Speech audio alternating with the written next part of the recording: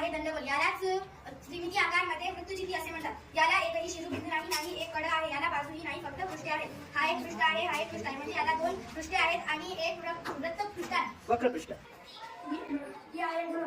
याला कडे कडे 1 2 3 4 5 6 7 8.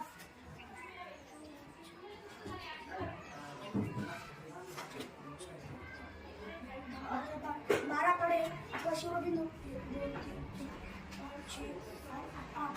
तर शिरोबिंदू व पृष्ठे 1 2 3 4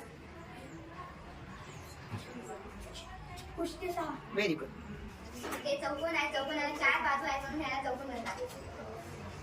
हा वर्तुळ आहे. याला द्विमितीय आकार असेही म्हणतात. याला शिरोबिंदूही नाहीत, कडेही नाहीत.